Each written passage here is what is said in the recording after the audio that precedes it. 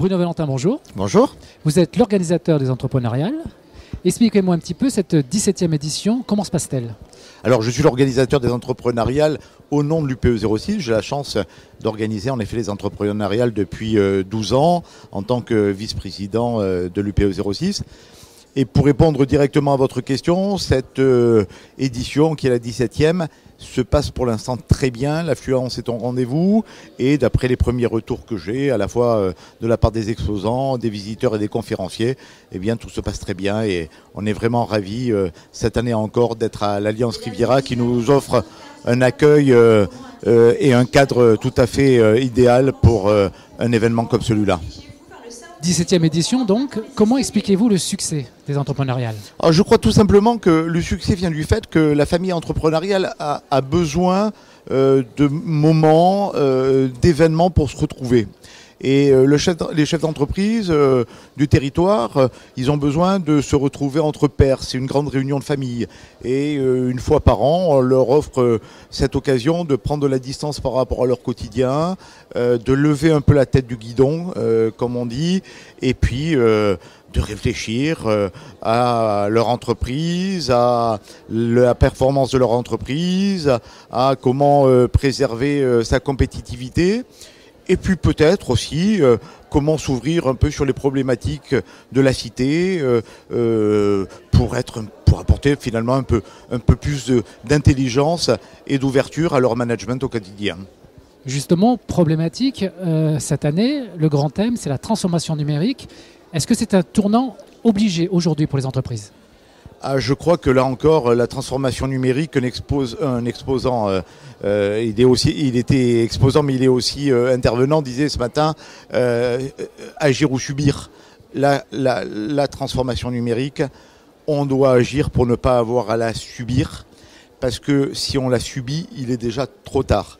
Donc notre objectif, en choisissant le thème de cette journée, transformation numérique, mutation stratégique, il était double. C'était d'une part de sensibiliser les chefs d'entreprise du territoire à la nécessaire transformation numérique de leur entreprise, en leur expliquant bien que la transformation numérique, c'est pas un fait de mode destiné à quelques grands groupes qui, sous l'impulsion de leur digital manager ou de leur digital executive officer, vont assurer cette transition.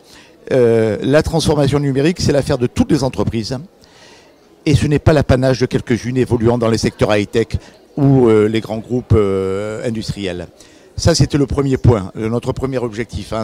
C'est un facteur, c'est un vecteur de performance, de compétitivité et aussi de libération du potentiel des salariés. Et la deuxième vocation de cette journée, notre deuxième objectif, c'était de dire aux chefs d'entreprise, la transformation numérique, c'est pas un projet avec un début et une fin, c'est un état.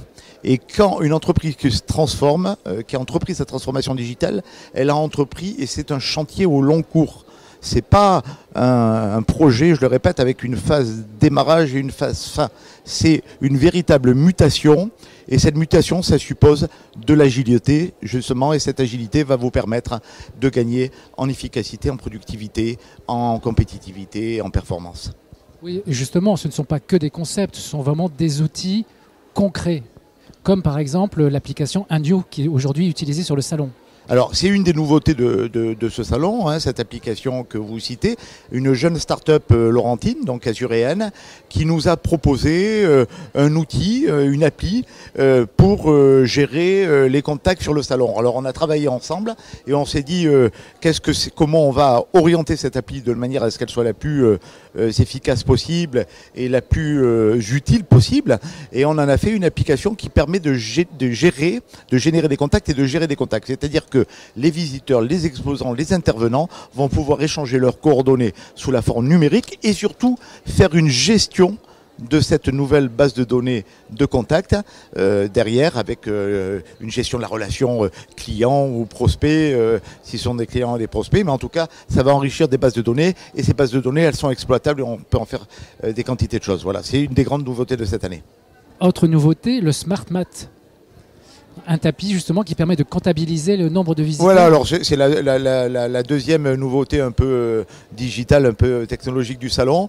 on a toujours des petites incertitudes concernant les visiteurs parce que c'est pas simple, ils passent à l'entrée, puis ils ressortent, puis ils reviennent. Alors là, on a mis en place un tapis qui devrait nous faire un comptage exact du nombre de personnes qui sont venues sur le salon parce qu'il est capable justement de reconnaître les pas en fonction de quantité de critères. Il sait différencier les gens qui piétinent, les gens qui rentrent, ceux qui sont déjà rentrés mais qui ressortent. Donc on devrait avoir, bon c'est un gadget, mais on devrait avoir un comptage des visiteurs assez précis cette année grâce à cet outil technologique. Oui.